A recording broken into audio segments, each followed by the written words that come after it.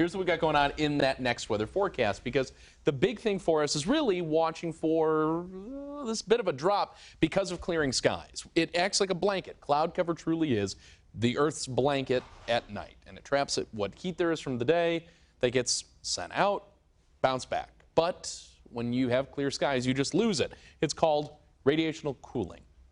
Scientific term for it. But lower temps because we're losing cloud cover at night.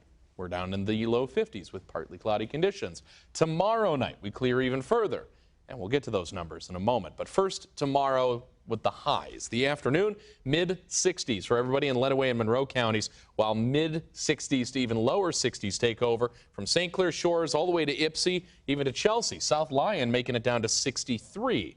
I say making it as if you wanted that to happen, right? So here's the other part. As we get further into this, we're going to watch for a bit more in the way of cooler air, especially along areas north of I-96 or 696.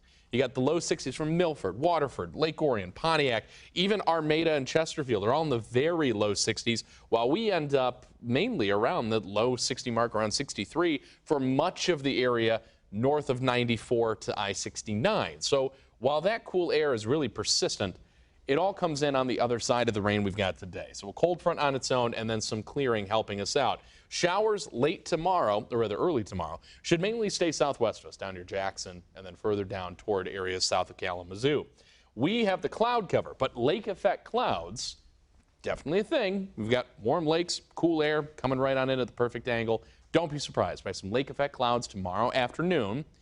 If they can pick up a little extra moisture, I would not be surprised to see a stray shower in parts of Macomb or St. Clair counties for tomorrow.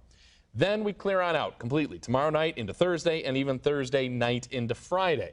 All of that is clear skies, and that leaves us right here. 60s Wednesday, 60s Thursday, 40s Thursday morning and on Friday morning. So tomorrow night and Thursday night are all much cooler because we're clear. We have the cold air in the first place. So upper 40s is kind of the best of setup. We're not going into the basement. We're not going lower than that upper 40s mark for everybody. It's not a frost issue. It's nothing like that. And it's not out of the ordinary. But it is our first good drop, especially with 2 nights in a row. So it's something we want to make sure you mention. Hey, you know, your furnace might turn on maybe briefly that night.